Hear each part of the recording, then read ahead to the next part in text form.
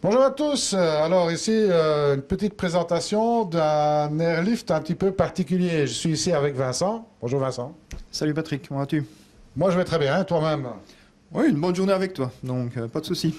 Alors ici, on a à droite sur l'écran évidemment l'airlift classique qui est fabriqué en 110. Et à gauche, tu as fabriqué une pièce un petit peu particulière pour faire un airlift, un turbo airlift en 160. Oui, avec les reportages sur ATB, j'avais vu l'airlift en 110, donc j'en ai réalisé un et qui avait déjà des bons résultats. Mais bon, sur mon bassin, moi j'avais une sortie en 160 et je me suis dit pourquoi pas essayer un airlift en 160, sortie 160. Donc j'ai créé cette pièce-là en inox avec une sortie de 160. La partie inférieure à 350 mm qui me permet de mettre une membrane PDM de 250 mm. Et donc on va faire les premiers tests pour un petit peu pouvoir comparer les débits des deux systèmes avec une hauteur d'un mètre 10, un mètre 20 parce qu'on teste dans mon bassin intérieur, donc je n'ai pas assez de profondeur, mais ça permet de comparer les différences au point de vue résultat et débit. Alors évidemment, si on montre un petit peu la vue de face inférieure, on verra tout de suite la différence de diamètre. Oui, oui, je peux aller basculer les deux airlifts et vous montrer. Eh bien, on va voir ça. Vous voyez, ça, vous allez voir, c'est assez impressionnant. Donc ici, vous avez le 350 et le 110 à côté. Donc il y a vraiment une très grosse différence. Et donc, Bon. Alors, Vincent, on a ici toute une série de petits accessoires complémentaires. Bon, ces accessoires sont relativement simples, hein, puisque on a finalement la membrane. Donc, c'est un disque. De 250 mm avec un filetage en 3/4 de pouce. Et le système avec un petit raccord union PVC qui me permet le montage et ceci le raccord vers l'extérieur qui me permet de mettre un tuyau flexible. Parce qu'ici c'est un test, mais on pourra repartir en rigide et le fixer sur le tuyau principal pour le futur. Mais bon, à l'heure actuelle, c'est surtout tester les débits. Ok, donc ici, bon, il y a la fameuse pièce. Hein, on peut peut-être remontrer un petit peu tous les aspects. Bon, c'est fait en inox, de quelle qualité? C'est fait en inox 316, du 2 mm d'épaisseur, donc et tout est soudé au TIC. J'ai calculé les dégagements par rapport au pied pour avoir la section d'entrée d'eau un peu supérieure au diamètre de 160. Et j'ai aussi calculé par rapport au diamètre de l'EPDM en 250 pour avoir la partie autour entre la partie EPDM et le disque ici. J'ai une section comme un tuyau de 160 mm de diamètre, donc je n'ai aucune restriction de débit sur l'airlift en lui-même. Alors ici, on a juste encore une petite pièce qui est latérale. Là. Oui, ça c'est ce qui me permet de bloquer le PDM, le diffuseur EPDM sur l'airlift en lui-même, quand le système est assemblé. Alors, au-dessus, bien entendu, on a simplement mis un manchon à lèvres. Oui, on a mis un manchon à lèvres, on peut mettre un manchon en caoutchouc, donc là, on a les deux choix. Bon, alors, je vais laisser tourner la vidéo en direct, hein, donc ça va peut-être secouer un petit peu à un moment donné. Mais c'est pour vous montrer en temps réel le temps que ça met pour construire un airlift de ce type-là. On commence par quoi? Ben, tout simplement, je vais le retourner. La première chose, c'est de préassembler le diffuseur sur cette partie. On a mis un peu de téflon, là. Oui, j'ai prémonté tout à l'avance. Donc je vais venir, mon petit raccord union, le monter sur mon manchon qui est soudé. Bien essayer de le rentrer droit pour ne pas abîmer le filet. Et bien sûr. C'est le stress de la caméra. Comme diraient certains, l'aléa du direct. Ah non, il part mal.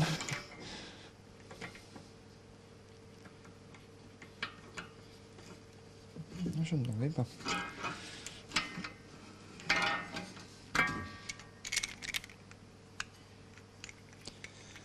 J'ai pas mis mes lunettes.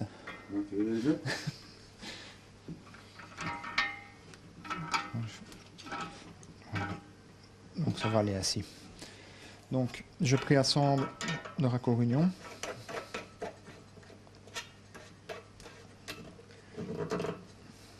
Je visse ma sortie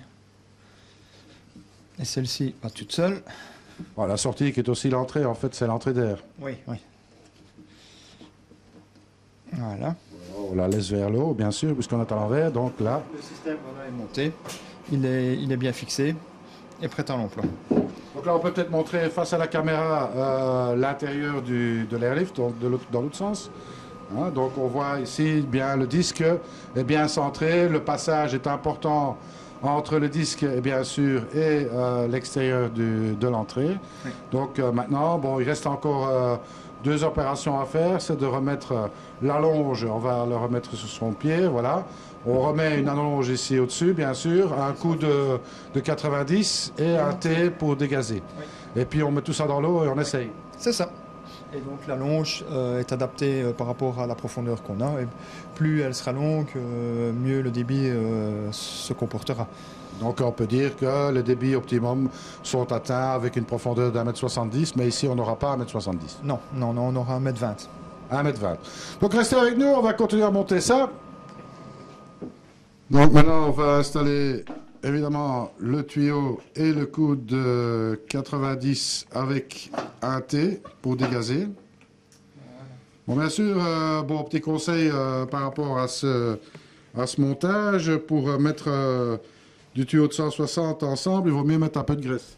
Oui, de la bonne graisse, parce que sinon ça me rend difficilement. Donc, comme on peut le voir ici, bon, ben, c'est pas un instrument qui est très très grand, hein, puisqu'on est un peu plus d'1 mètre long. Oui, ici on est à 1,20 m, juste à la sortie du T, parce que c'est la profondeur de mon bassin intérieur, donc c'est pour profiter au maximum de la profondeur d'1,20 m et voir les débits à ce niveau. Bon, alors ici, on n'est pas trop servi, je dirais, en pompe à air, donc on va faire avec ce qu'il y a. Et bon, on va l'essayer sur une pompe de quel débit? J'ai une pompe, une 80 litres et une 100 litres iBlow. Bon, on va essayer avec ça. Oui, normalement, on devrait déjà voir des différences et des bons résultats, j'espère. Eh bien, restez avec nous, on va regarder. Alors voilà, on a mis ça en route, on est sur une profondeur d'un peu plus d'1 mètre. Hein. Oui, on a 1,20 m ici. Donc le dessus du tuyau ici est à 1,20 m. Ok, alors là, on a fait quelques petits essais de mesure. En fait, on va regarder à l'intérieur, du moins, on va essayer de regarder à l'intérieur de la chambre. On ne va pas voir grand-chose parce qu'il y fait trop sombre. Mais bon, ça dépote, hein, avec une pompe de 80. On obtient quand même un résultat assez impressionnant, puisqu'on a fait quelques mesures ici. En 5 secondes, on a à peu près 80 litres. Oui, on a mis un gros sac plastique pour les grands coils en sortie, et donc on a rempli 80 litres en 5 secondes. Donc ça fait plus ou moins 50 mètres cubes heure avec une iBlow de 80 litres. Et c'est des puissances estimées, si on prend une Seco, on est dans les 60 watts. C'est ça, bon, évidemment, pour un débit de 50 mètres cubes, c'est pas mal. Hein. Oui.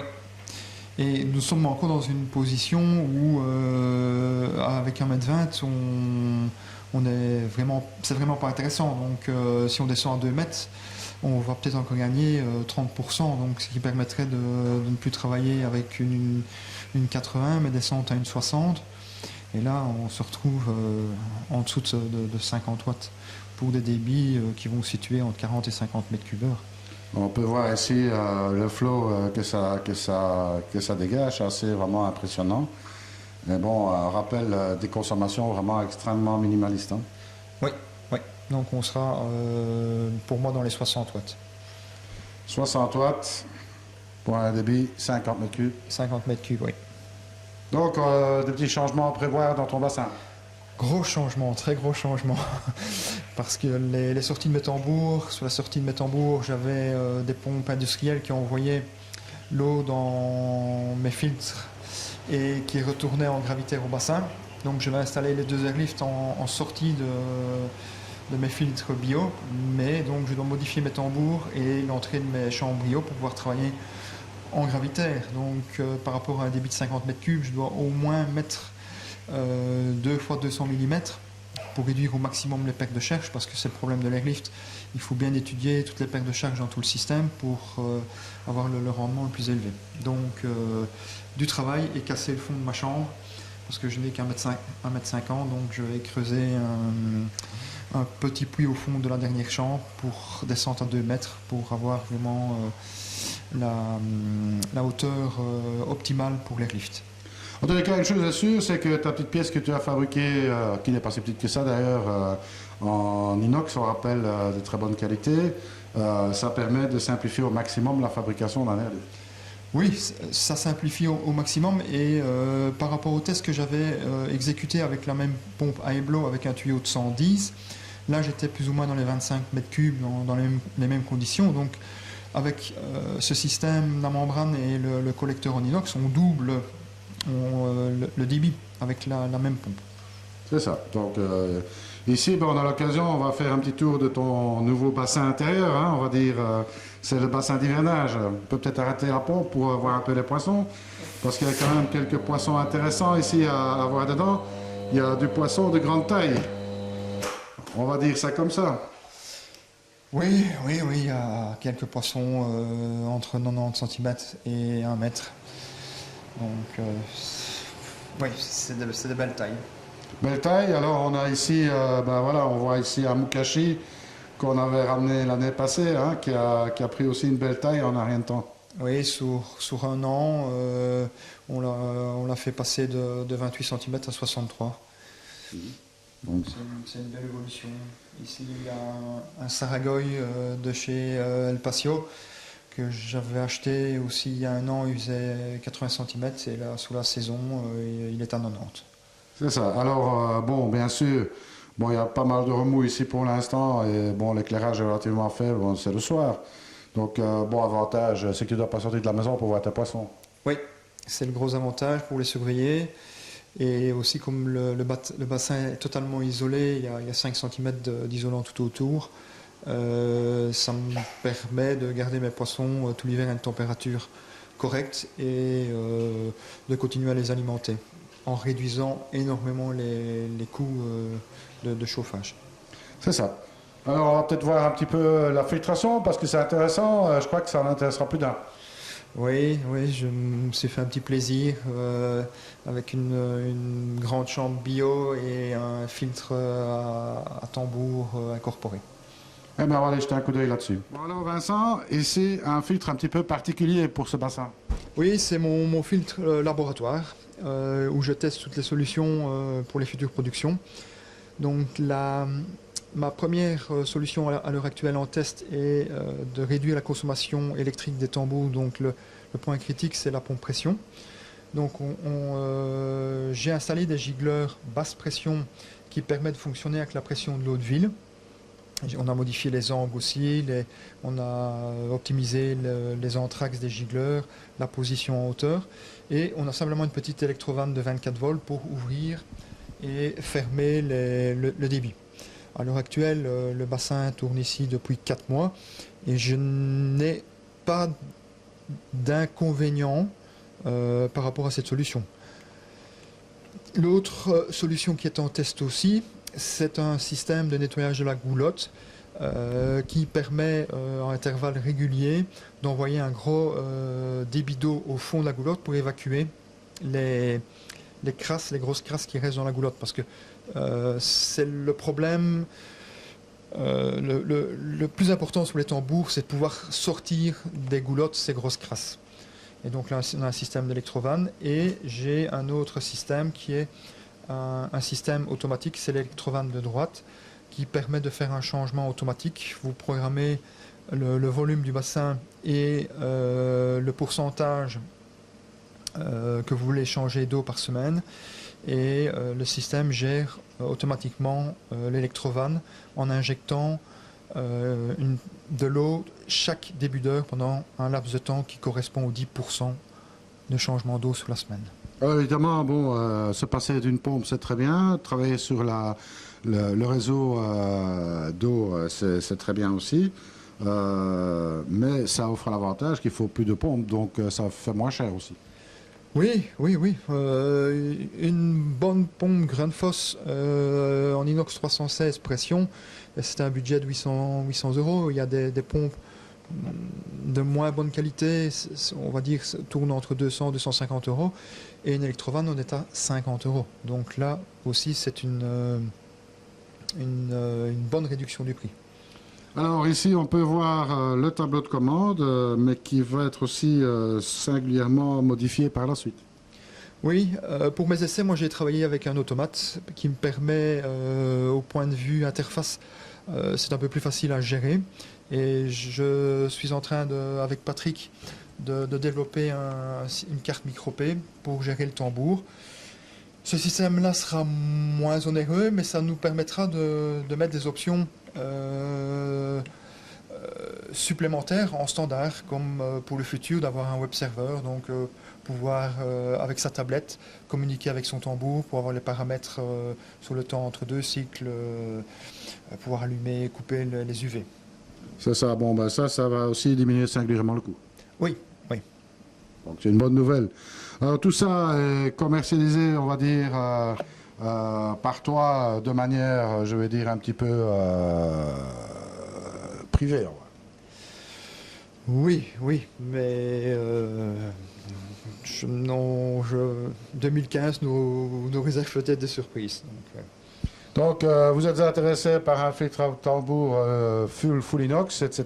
Il y a peut-être moyen d'avoir des prix, on va dire des prix d'usine directe. Voilà, c'est des choses que j'étudie. Eh bien, il ne reste plus qu'à attendre. Voilà le tambour qui démarre avec son rinçage sur l'eau de ville. Hein.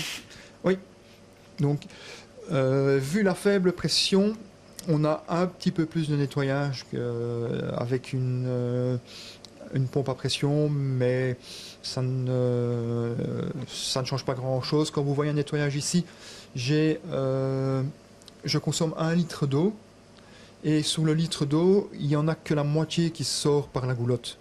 Donc l'autre, par réflexion, retourne au bassin.